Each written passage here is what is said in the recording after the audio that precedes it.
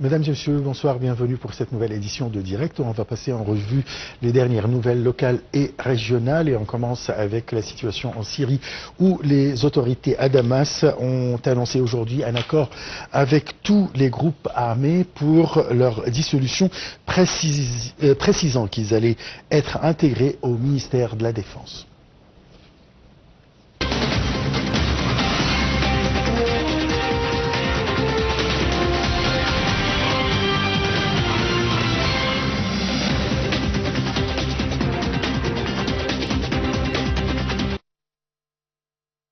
Les nouvelles autorités syriennes à Damas ont annoncé mardi qu'une réunion des chefs de groupes armés avec le commandant des opérations militaires en Syrie, Ahmad al-Shara, a abouti à un accord sur la dissolution de tous les groupes et leur intégration sous la tutelle du ministère de la Défense. Ahmad al-Shara avait affirmé dimanche qu'il ne permettrait absolument pas que des armes échappent au contrôle de l'État.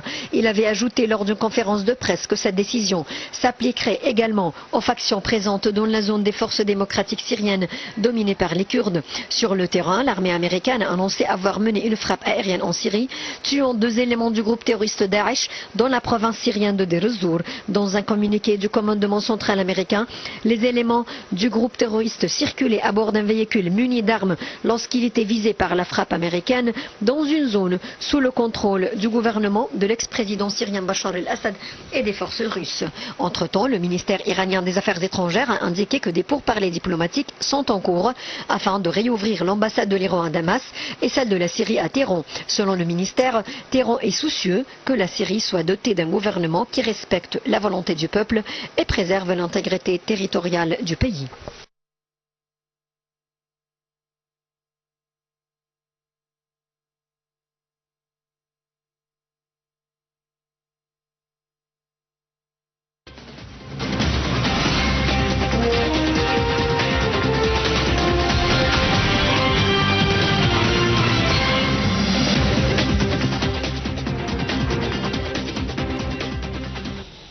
Et pour aborder la situation actuelle en Syrie, nous avons le plaisir d'accueillir au bout du fil Monsieur l'ambassadeur Medhat El-Melighi. Vous êtes ancien assistant du ministre égyptien des Affaires étrangères. Bonsoir. Bonsoir à vous. Alors, déjà, les autorités syriennes à Damas ont annoncé aujourd'hui un accord avec tous les groupes armés pour leur dissolution, précisant qu'ils allaient être intégrés au ministère de la Défense. Premièrement, que pensez-vous de cette décision? Deuxièmement, est-ce que les groupes armés vont accepter?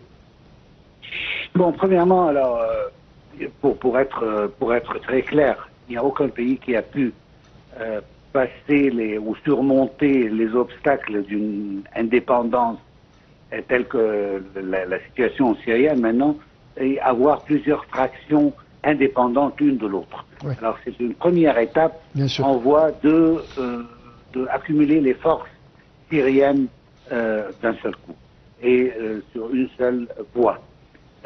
Et d'autre côté, je pense que la délégation américaine qui a visité Damas il y a quelques jours a certainement une certaine influence à arriver ou à aboutir à cette résolution.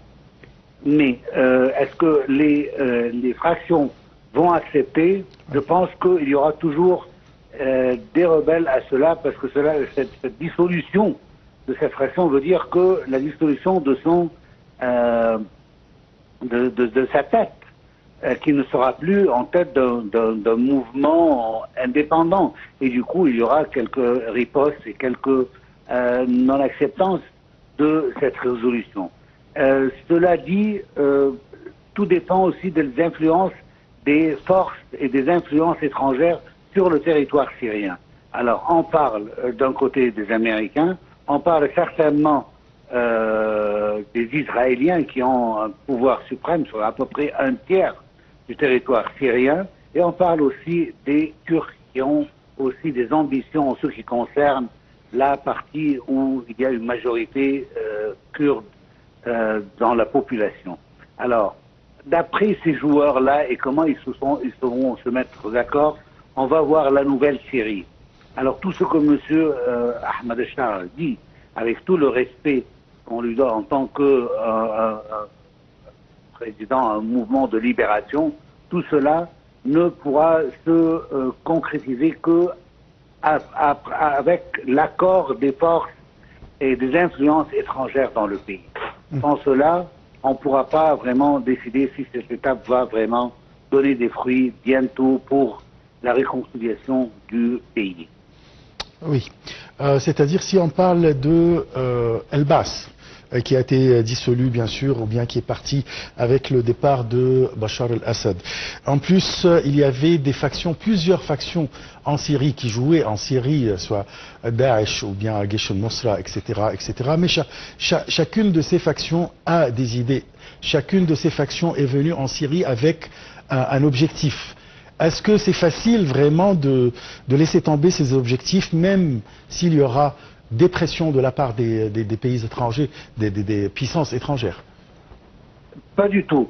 Et exactement, vous avez évoqué le point le plus important, c'est que les forces étrangères, quand je viens de le citer dans ma première intervention, est-ce que les forces étrangères vont permettre une dissolution complète de toutes ces fractions?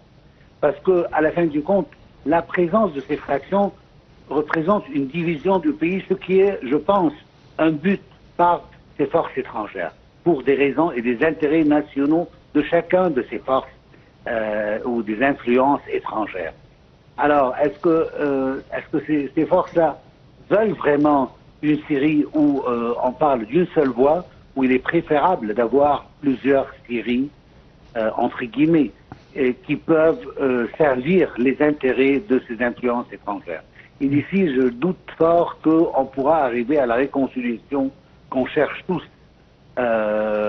pour la Syrie à ce moment-là, au moins pendant les premiers mois, jusqu'à ce que la situation peut vraiment être stabilisée.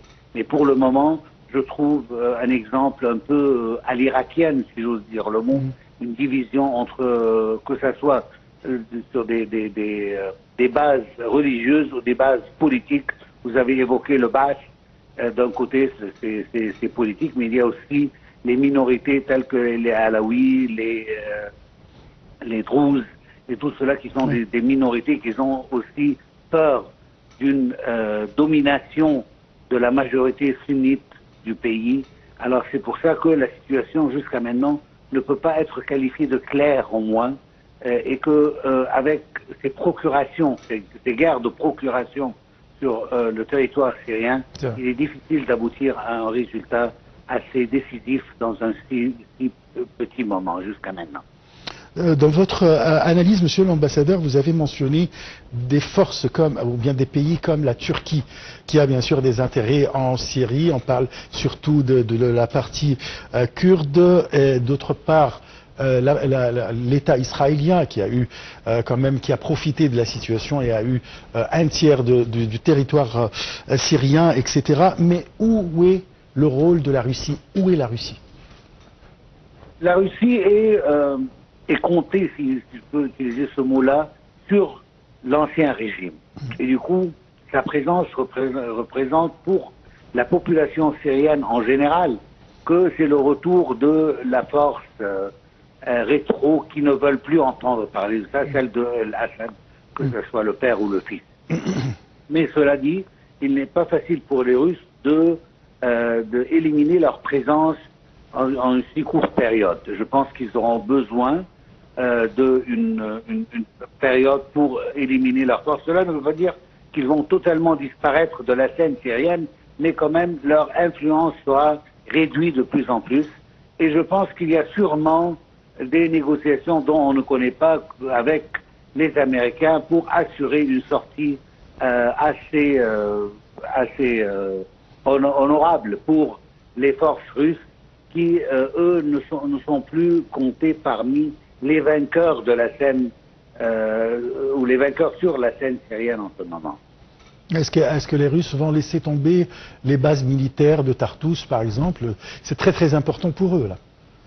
Cela dépend des accords qu'ils vont faire avec les Américains et de la population et comment est-ce qu'il y a une demande à leur présence, oui ou non. Et c'est pour ça que j'ai dit qu'il est trop prématuré de pouvoir décider exactement de la présence russe ou même des forces vainqueurs en leur totalité, s'ils seront tous là sur la scène dans quelques mois ou bien quelques-uns vont être totalement dissous On ne va plus entendre, étant donné qu'il y a d'autres forces qui vont contrôler la situation d'une manière plus dominante. Et d'ici vient l'incertitude en ce qui concerne le futur syrien. Et je pense qu'on sait tous que jusqu'à présent, malgré les visites de plusieurs représentants étrangers et la présence de forces étrangères sur le territoire syrien, l'Égypte a eu la sagesse de ne pas envoyer une délégation jusqu'à ce moment afin de pouvoir voir la situation ou bien d'observer la situation de près avant de décider à quel point on peut s'engager avec ce nouveau pouvoir dans la Syrie. Il est trop prématuré et la décision jusqu'à maintenant n'est pas décisive de sorte qu'on puisse décider où on est et qu'est-ce qu'on va faire. Oui. Là, à votre avis, si on parle toujours de la Russie, à votre avis, est-ce qu'il y aura comme un accord sur l'Ukraine en échange de la situation ou bien la position russe en Syrie? Bon, alors là, il se peut qu'il y aurait des agréments en ce qui concerne la situation ukrainienne vis-à-vis avec la présence russe en Syrie. N'oublions pas que maintenant on est dans une étape, une phase intermédiaire en ce qui concerne le pouvoir américain sur le monde entier et même dans les questions internes.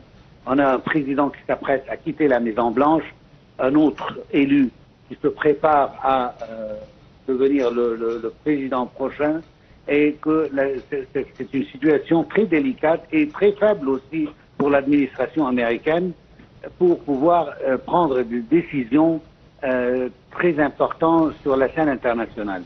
Et le gouvernement, c'est un gouvernement qui essaye en tout simplement de faire marcher les choses avant de prendre le pouvoir avec une nouvelle administration républicaine présidée par le président élu Trump, et qui a d'autres visions pour la région qui ne sont pas encore totalement cristallisées. Alors, il est très vague de penser à la présence russe loin de la pensée américaine pour cette région ou pour l'Ukraine. Ils sont tous liés ensemble et on va voir exactement comment le président Trump, une fois dans la Maison-Blanche, comment est-ce qu'il va décider de sortir de tout cela.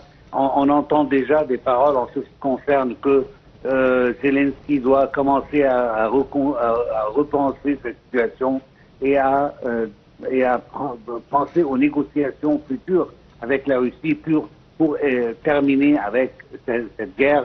Et je pense qu'il y a d'autres propos américains qui seront présentés pour terminer cette guerre.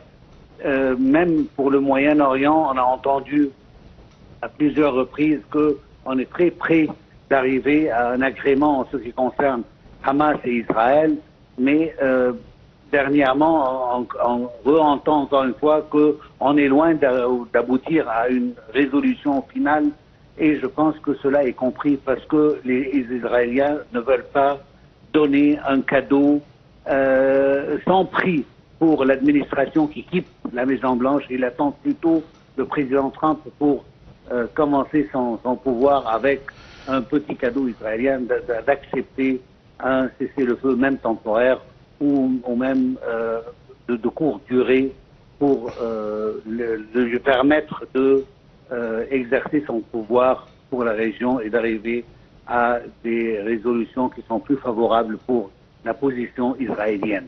Exactement. D'ailleurs, le président américain Trump, ou bien le président élu, a l'intention de mettre fin à ces guerres, ou bien en tant qu'homme d'affaires. Alors, il veut vraiment mettre fin et puis dire voilà, les républicains sont là. Exactement. Et c'est pour ça que je ne crois pas qu'on va aboutir à un agrément pendant le règne du président Biden, parce que, comme vous le savez, il y a quand même quelques hostilités entre le président Biden et le président Netanyahou, le premier ministre Netanyahou, malgré tout ce qui a été présenté de cette administration pour les Israéliens. Mais ils ne sont, comme on le sait tous, satisfaits de rien. Ils veulent tout le pouvoir et toute carte blanche possible pour faire tout ce qu'ils veulent. Et d'ailleurs, je pense à un certain degré, ils ont réussi à éviter toute punition mondiale ou internationale contre eux, malgré les appels des Nations Unies et de toutes les organisations internationales et les ONG.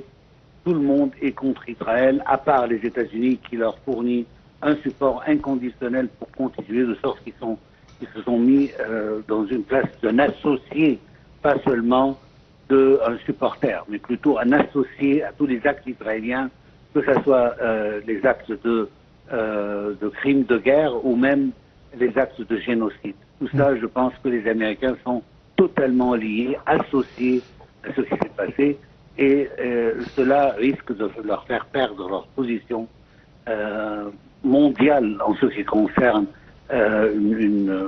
comme un arbitre dans tous les problèmes internationaux et les conflits internationaux, et leur crédibilité est vraiment en danger en ce moment à cause de leur soutien inconditionnel pour l'État hébreu.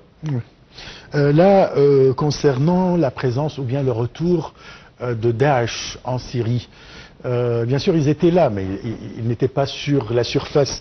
Alors est-ce que ça peut être considéré comme un vrai danger pour la nouvelle administration syrienne?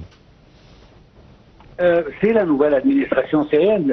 Jusqu'à maintenant, c'est Daesh qui est en contrôle en Syrie pour le moment. On a tous appris une petite leçon qui nous a été présentée par les Américains et les Occidentaux. C'est que la politique n'est rien que des intérêts.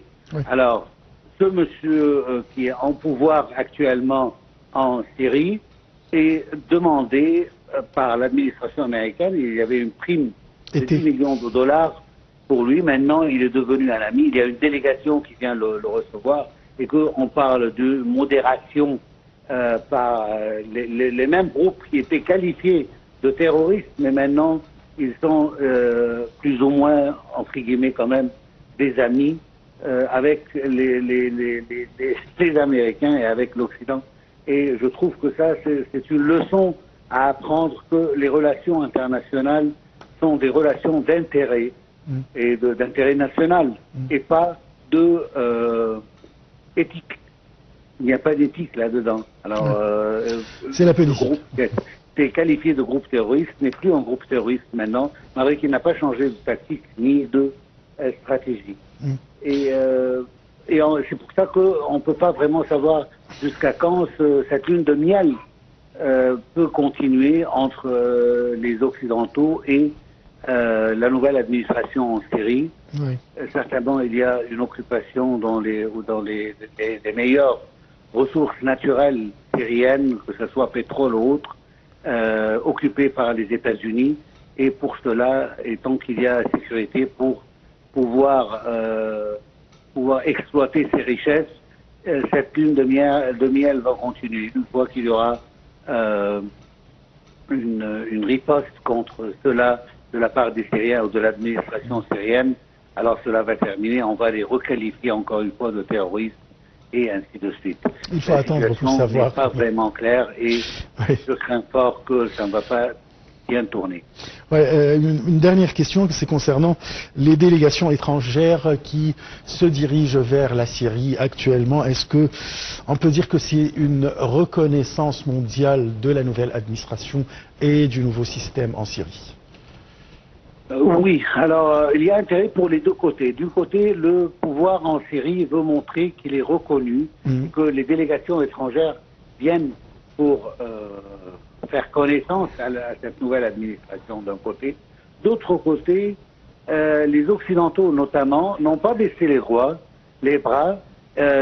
Jusqu'à présent, on entend que les États-Unis n'ont pas l'intention de demander une prime pour Ahmad al-Shara ou pour les autres activistes de Daesh et ainsi de suite, mais plutôt qu'on est en train d'observer et tout cela. Alors, ils gardent la canne au milieu, si vous voulez, pour ne pas prendre une position qui sera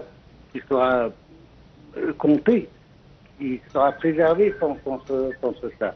Et d'autre côté, on doit aussi voir comment est-ce que la situation va évoluer avant de pouvoir prendre place. Alors, il y a intérêt des deux côtés à se voir, et on va attendre dans quelques semaines ou quelques mois comment est-ce que cela va évoluer. Et d'autres pays certainement viendront pour aussi se présenter et présenter leur crédentiel auprès du du nouveau régime syrien. Je vous remercie beaucoup, monsieur l'ambassadeur Maître Abdelmeligi. Je rappelle que vous êtes ancien assistant du ministre des Affaires étrangères. Vous avez analysé toute la situation en Syrie actuellement, bien sûr, avec une vision qui n'est pas très claire pour l'avenir de la Syrie, mais bien sûr, qu'on espère que ça s'améliore. Je passe à un autre sujet. Il s'agit de l'Égypte qui inaugure une nouvelle centrale électrique solaire à Aswan. Le Premier ministre Mostafa Madbouli a inauguré la centrale électrique solaire Abydos 1 à Komombo, au gouvernorat d'Aswan.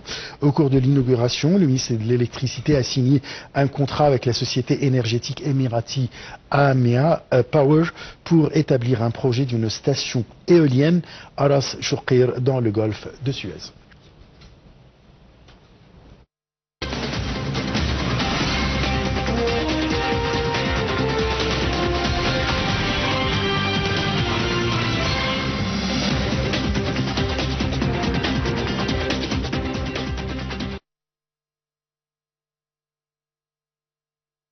L'Égypte inaugure une nouvelle centrale électrique solaire à Aswan. Le Premier ministre Mostafa Madbouli a inauguré samedi la centrale électrique solaire Abydos 1 à Komombo, au gouvernorat d'Aswan. La centrale solaire, estimée à 560 MW, est située sur une superficie de 10 000 m².